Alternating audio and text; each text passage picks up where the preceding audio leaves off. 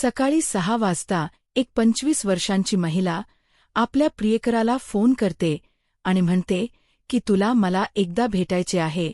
तर प्रियकर अगोदर नकार देतो, पण मुलगी म्हणते की आपण दोघे एका लॉजवर भेटणार आहोत. त्यानंतर मुलगा पण तिच्या गोष्टीमध्ये येतो आणि हे दोघेजण एका लॉजवर भेटण्याचे ठरवतात. दुपारी 1 वाजता मुलगी आणि मुलगा त्या लॉजवर पोहोचले. लॉजमध्ये गेल्यानंतर या दोघांचे एकमेकांसोबत बोलणे झाले. खोलीमध्ये मुलगी मुलाचे कपडे काढते आणि त्याला पलंगावर झोपवते. त्याची टी-शर्ट त्याच्या तोंडावर टाकते आणि त्याच्यासोबत शारीरिक संबंध ठेवत असताना अचानक मुलगी त्या मुलासोबत असं काही करते की त्यानंतर त्या लॉजमधील सर्व लोक, आजूबाजूचे सर्व लोक त्या खोलीच्या बाहेर येऊन थांबले होते. त्या खोलीमध्ये फारच भयंकर घटना घडली. नेमके काय आहे संपूर्ण प्रकरण, सर्व काही सविस्तरपणे जाणून घेऊया. पण त्या अगोदर जर तुम्ही आपल्या यूट्यूब चॅनलवर नवीन असाल तर सबस्क्राईब करा आणि हा व्हिडिओ शेवटपर्यंत बघा. तर अकोला जिल्ह्यातील वाशिम येथे प्रियंका शिंदे नावाची 25 वर्षांची महिला आपल्या नव्यासोबत राहायची. प्रियंकाचा नवरा संदीप हा बस कंडक्टर म्हणून काम करायचा. संदीप हा दिवसभर आपल्या कामावर असायचा, तर प्रियंका आपली एकटी घरी असायची. प्रियंकाला अजून एकही संतान नव्हते, त्यामुळे प्रियंका दिवसभर घरी आपला मोबाईल बघत बसत होती. पण एक दिवस अचानक प्रियंकाचा मोबाईल खराब झाला. त्यामुळे प्रियंका आपल्या नव्याला सांगून मोबाईल दुरुस्त करण्यासाठी बाजारात गेली. बाजारातील विक्रम नावाच्या एका दुकानात ती गेली होती. दुकानातील मुलासोबत तिची ओळख झाली. त्या मुलाचे नाव आहे विक्रम.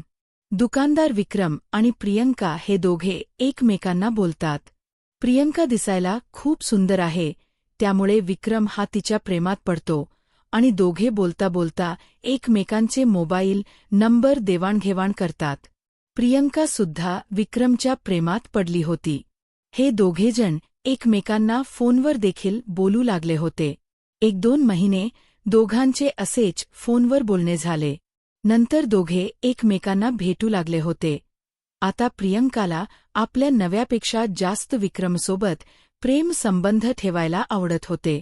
काही दिवसानंतर प्रियंका विक्रमवर दबाव टाकू लागली की तू माझ्यासोबत लग्न कर आणि आपण दोघे एक नवीन संसार सुरू करूया. पण विक्रमला आपल्या आई आणि वडिलांच्या सांगण्यानुसार लग्न करायचे होते. त्याला प्रियंकासोबत फक्त प्रेम संबंध ठेवायचे होते, कारण प्रियंकाचे अगोदरच लग्न झाले होते.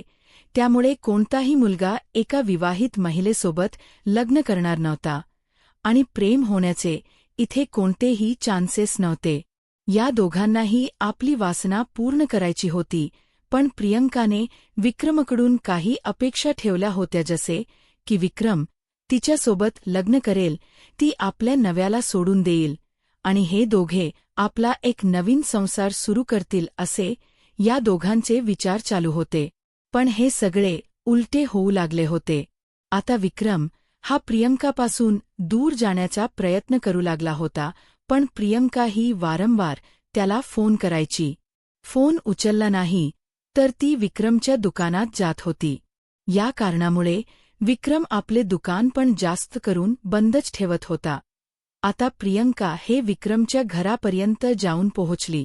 ती विक्रमला गाठते आणि विक्रमला म्हणते की जर तू माझ्या मागण्या पूर्ण केल्या नाही तर मी तुझ्या विरोधात पोलिसात तक्रार दाखल करेन आणि एवढेच नाही, मी तुझ्या संपूर्ण कुटुंबाविरुद्ध पोलिसात कंप्लेंट दाखल करेन की तुम्ही माझी फसवणूक केली आहे, माझ्यावर बलात्कार, छेडखानी असे विविध गुन्हे दाखल करेन. पण विक्रमला वाटले होते की ही एक विवाहित महिला आहे, एवढे सर्व करणार नाही. पण दुसरीकडे तिच्या नव्याला काहीही माहिती नव्हते आणि प्रियंका याचा भरपूर फायदा घेत होती. शेवटी प्रियंकाने रागारागात पोलिसात तक्रार दाखल केली. तिने पोलिसात कंप्लेंट दाखल केली की विक्रमने तिच्यावर बलात्कार केला, तिच्यावर अत्याचार केला आहे. यानंतर पोलिसांनी विक्रमला अटक केली, पण काही दिवसानंतर त्याला जामीन मिळाला होता. नंतर प्रियंका अजून एकदा विक्रमला वारंवार फोन करू लागली होती, पण विक्रमला आता प्रियंकासोबत कोणतेही संबंध ठेवायचे नव्हते, कारण अगोदरच विक्रमची खूप बेइज्जती झाली होती. त्याचा नाईलाज होता. त्यामुळे त्याने आपला फोन कायमसाठी बंद केला आणि तो आपल्या एका नातेवाईकाच्या येथे निघून गेला. पण विक्रमचे इंस्टाग्राम आणि फेसबुक अकाउंट चालू होते. त्या कारणामुळे प्रियंकाही विक्रमला फेसबुकवर कॉन्टॅक्ट करते. शेवटी विक्रम हा तिला इग्नोर करू लागला, पण प्रियंका अजून त्याला त्याच धमक्या देत होती. नंतर विक्रम हा तिला शेवटचे एकदा बोलायचा निर्णय घेतो. तारीख होती 18 नोव्हेंबर 2024ची. त्या दिवशी सकाळी 5 वाजता प्रियंका विक्रमला फेसबुकवर बोलते की एकदा शेवटचे आपण दोघेजण भेटूया. पण विक्रम सुरुवातीला नकार देतो, पण प्रियंका त्याच्यावर खूप दबाव टाकते आणि म्हणते की काहीही कर, आज तू अकोला येथे असलेल्या बस स्टँडच्या समोर एक लॉज आहे, त्या लॉजमध्ये आपण दोघे भेटूया. तर विक्रम तिची ही मागणी पण पूर्ण करतो. दुपारी विक्रम आपल्या नातेवाईकाच्या घरून अकोला येथे पोहोचतो आणि प्रियंका पण आपल्या घरून विक्रमच्या घरी पोहोचते. हे दोघेजण दुपारी 1 वाजता लक्ष्मी लॉज या लॉजमध्ये पोहोचतात. दोघेजण लॉजमध्ये गेले. लॉजच्या खोलीमध्ये विक्रम आणि प्रियंका दोघे एकमेकांना बोलत होते. पण बोलता बोलता प्रियंका ही विक्रमसोबत संबंध ठेवण्याचा हट्ट करते. विक्रम पण तिच्या या जाळ्यात अडकतो. नंतर प्रियंका विक्रमच्या पॅन्ट काढते आणि त्याचा शर्ट काढून त्याच्या तोंडावर फेकून देते आणि प्रियंका ही विक्रमसोबत शारीरिक संबंध ठेवत असते. आणि त्याच वेळेस प्रियंका आपल्या बॅगमधून एक चाकू काढते आणि विक्रमचे लिंग तिने कापून फेकले होते. विक्रम हा वेदनेने जोरजोराने ओरडू लागला होता. त्याचे आवाज एवढे तीव्र होते की त्याच्या आवाजाने आजूबाजूचे आणि लॉजमधील सर्व लोक हे त्यांच्या खोलीसमोर येऊन जमले होते. आता प्रियंका त्याच ठिकाणी उभी राहून विक्रमला बघत होती. विक्रम पण जोरजोराने ओरडत होता, पण प्रियंकाला काहीही देणे घेणे नव्हते.